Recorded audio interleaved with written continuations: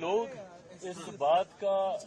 हो हल्ला मचाते हैं कि बिहार को विशेष राज्य का दर्जा नहीं मिला, विशेष राज्य का दर्जा नहीं मिला, ये वही विपक्ष के लोग हैं जिनके पास ये जानकारी का अभाव है कि इन्हीं की सरकार में, यूपीए की सरकार में मनमोहन सिंह जी के दौरान ही नीति आयोग में इस तरीके के प्रावधान किए गए थे जिसके बाद किसी भी राज्य को विशेष राज्य का दर्जा मिलना लगभग नामुमकिन के करीब हो गया था। बहरहाल हम लोग की मांग रही थी कि जब तक विशेष राज्य के दर्जे का दर्जा हम लोग को नहीं मिलता, स्पेशल पैकेजेस हम लोग को दिए जाएं। मैं धन्यवाद करूंगा मेरे प्रधानमंत्री आदरणीय नरेंद्र मोदी जी का, मैं धन्यवाद करूंगा हमारी वित्त मंत्री आदरणीय निर्मला सीतारमण जी का कि उन्होंने बिहार को जिस तरीके से स्पेशल पैकेजेस देकर, और मेरे लिए बिहारी होने के नाते खुशी की बात है, और मेरी पार्टी लोक जनशक्ति पार्टी रामविलास ने हमेशा बिहार फर्स्ट बिहारी फर्स्ट के विजन के साथ आगे बढ़ने का काम किया है। इस बजट में बिहार फर्स्ट बिहारी फर्स्ट को भी धरातल पर उतारने के प्रावधान दिए गए हैं। जहां एक तरफ इंफ्रास्ट्रक्चर इसमें मजबूती देने का काम किया गया है,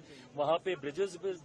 बना के, वहां पे क्या कहते हैं मेडिकल कॉलेजेस की बात हो, वहां पे एयरपोर्ट्स की बात हो, तो जहां एक तरफ बिहार के इंफ्रास्ट्रक्चर को मजबूत किया गया है, वहीं वहां की अर्थव्यवस्था को मजबूत देने के लिए वहां पे अलग अलग राज्यों में गया हो, राजगीर हो, अलग अलग राज्यों में जिस तरीके से टूरिज्म को भी वहां पे बढ़ावा देने के लिए प्रावधान किए गए हैं, जिस तरीके से बाढ़ की एक बहुत बड़ी समस्या जिससे हम लोग हमेशा दशकों से हम लोग परेशान रहे हैं, उसके भी समाधान का जिक्र इस बजट में किया गया है। तो मैं मानता हूं बिहारियों के लिए ये बहुत खुशी की बात है और पूरी बिहार की जनता प्रधानमंत्री जी का धन्यवाद करेगी। बट ओवरऑल भी अगर इस बजट को देखा जाए तो पूरी तरीके से समावेशी बजट है। पिछले 10 सालों में भारत की अर्थव्यवस्था, एक मजबूत अर्थव्यवस्था का लाभ हमारे समाज के हर वर्ग को मिले, युवाओं को मिले, महिलाओं को मिले, किसानों को मिले, मध्य वर्ग के लोगों को मिले, इस बात का ध्यान भी इस बजट में रखा गया है। मैं मानता हूं कि एक बजट, ऐसा बजट जो युवाओं से जुड़ी सबसे बड़ी समस्या बेरोजगारी का भी जिक्र करता है।